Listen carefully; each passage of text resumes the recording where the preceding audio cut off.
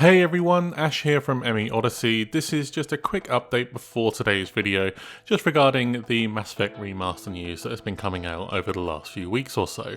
So, with the IGN interview with Peter Moore, it turns out, and this has been confirmed by Ryan McCaffrey from IGN, who was the person who conducted the interview with Peter Moore, that that interview was actually done before the Patrick Söderlund comments at Gamescom. Now, there was some confusion about the timing of both of the interviews and how close they were, and what order they were released in and all that kind of thing. So, it does seem that there is some hope for a Mass Effect remaster after all, and maybe the EA are changing their minds on remasters in general. We'll let you know if we hear any more about it, but in the meantime, enjoy today's video and we'll see you again very soon.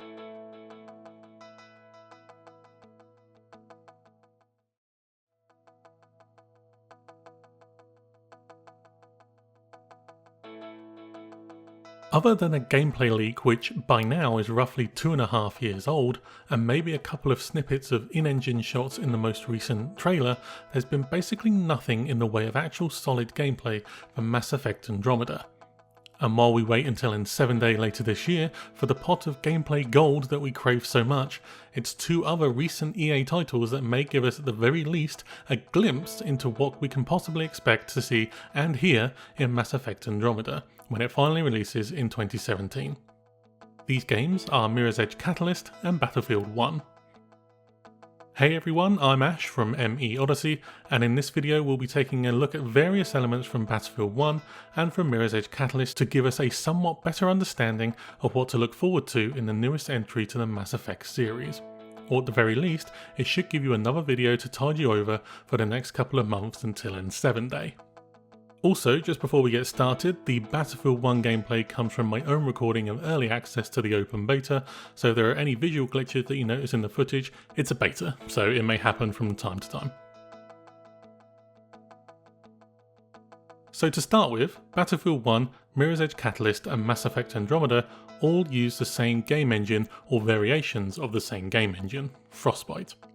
And with Battlefield 1, in the beta at least, Frostbite is really looking good. The general feel of being in the level and playing, I couldn't help but constantly look around at the environment. This is the kind of feeling I normally want when playing a new game, and if Mass Effect Andromeda can pull off a similar, impactful and visually appealing environment, then BioWare will be off to a good start. Comparing certain points to the latest Andromeda trailer, mainly areas with sandstorms and weather effects, they look very similar, and seeing how good they look in Battlefield 1 in terms of general gameplay, if this is the direction that BioWare are going, then I'm going to be a pretty happy Mass Effect fan once Andromeda releases.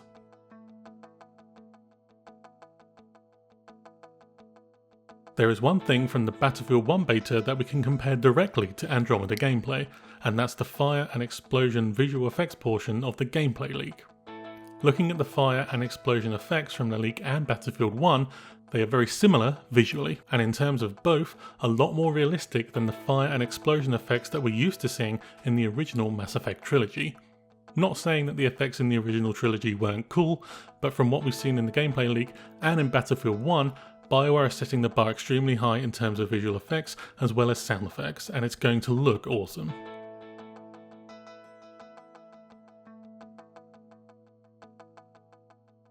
As we all know, Mass Effect is a third-person cover-based shooter, where a lot of other games, Battlefield 1 included, are first-person shooters. So you're probably thinking, what can I compare to this into Battlefield 1? Well, in the Battlefield 1 beta, there are parts where you can ride on horseback, and the camera will change to a third-person perspective, and it's pretty cool.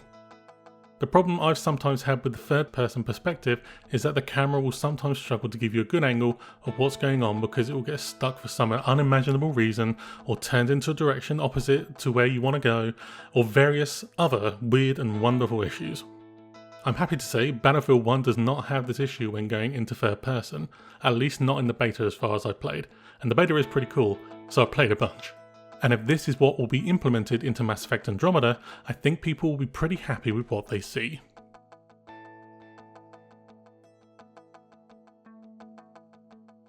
In the Battlefield 1 beta, the two main modes that I played were both in desert settings. Lots of sand, lots of wind, plenty of elements. This is good seeing as desert planets and settings get a fair amount of screen time in the initial Andromeda reveal trailer, and these elements are seen again prominently in the latest trailer released at the EA Play event earlier this year. Although the trailers to Mass Effect Andromeda aren't exactly all in-game shots and are likely pre-rendered, the effects shown in the trailers are very similar to the actual gameplay in Battlefield 1, and likely provides us with our closest representation yet of what playable levels could look like once Mass Effect Andromeda releases.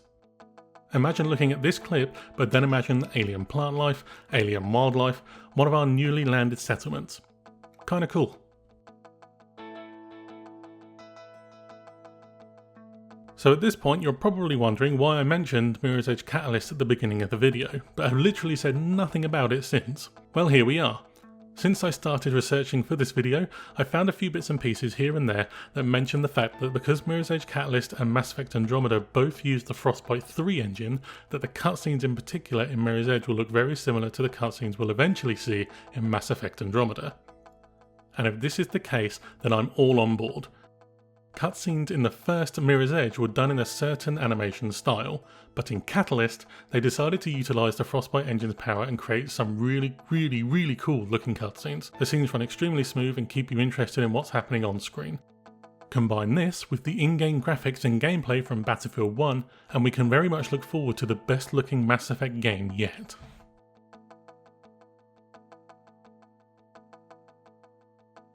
Obviously this is a speculative video, but with Battlefield 1 being the closest game release in terms of date, as far as I'm aware anyway, which is also under the EA name and using the same graphics engine, as well as Mirror's Edge Catalyst using Frostbite 3 and having cutscenes that, according to various sources, will have a similar style, we have a pretty decent picture of what Mass Effect Andromeda will look like upon release. But for now, only time will tell until we find out for sure. That's all for now guys, but what do you think? Would you like cutscenes in the style of Mirror's Edge Catalyst? And have you played the Battlefield 1 beta? And what do you think of the graphics? And would you like to see those graphics in Mass Effect Andromeda? Let us know in the comments below. As always, you can subscribe to the channel to stay up to date on all things Mass Effect, and you can help the channel to grow by sharing the video too. Thanks for watching, we'll see you again very soon.